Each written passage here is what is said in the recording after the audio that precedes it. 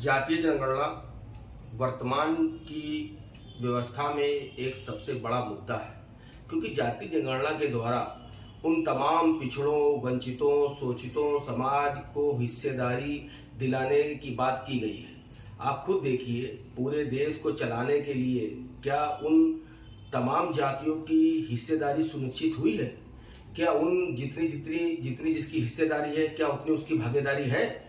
आज ये सबसे बड़ा सवाल है देश के सामने, क्योंकि देश में आप एक तरफ देखिए, जिस तरह मोदी सरकार में बहुत सारी ऐसी पिछड़ी जातियां हैं, वंचित समाज हैं, जिनको दरकिनार कर दिया गया है। खासतौर ओबीसी, एससी, एसटी समाज को तो बिल्कुल इस सरकार की इस देश को चलाने वाली व्यवस्था से दूर रखा गया है।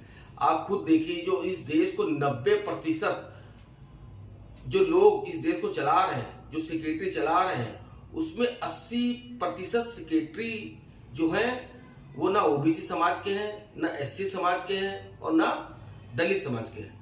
90 में से मात्र 3 लोग ही ओबीसी समाज के हैं। तो ये बड़ा और गंभीर मुद्दा है।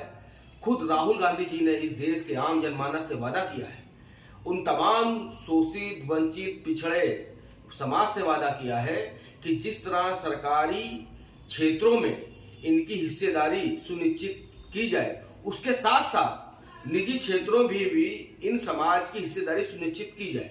क्योंकि इस देश में सबसे बड़ी आबादी यदि कोई है तो वो दलित और पिछड़ों की है, आदिवासियों की है, वंचित समाजों की है।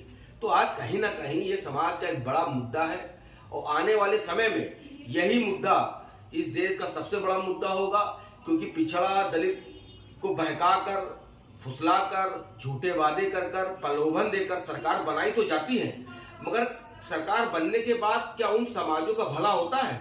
क्या उन समाजों का उत्थान होता है? क्या सरकारी व्यवस्था में, सरकारी तंत्र में उन समाज की, उन पिछड़ों की, दलितों की उतनी हिस्सेदारी सुनिश्चित होती है? नहीं होती है। यही पहल हमारे नेता जननायक माननीय राहुल गांधी ने की है और उन्होंने देश के तमाम उन जातियों की आवाज को बुलंद करने का काम किया, उन वर्गों, जातियों को उनके हिस्से दिलाने की बात की है, जो आज की स्थिति में, आज की राजनीतिक व्यवस्था में एक सबसे बड़ा मुद्दा बनकर उभर रही है। तो कहीं ना कहीं जातीय जनगणना इस देश की मांग है। जितनी जिसकी हिस्सेदारी, उतनी उसकी भागीदारी वो सुनिश्चित कराई जाए। हम इस मुद्दे के साथ कांग्रेस पार्टी के साथ खड़े हैं, पूरा देश कांग्रेस पार्टी के साथ खड़ा है और राहुल गांधी की आवाज को बुलंद करने का काम कर रहे हैं। जय हिंद, जय भारत, जय।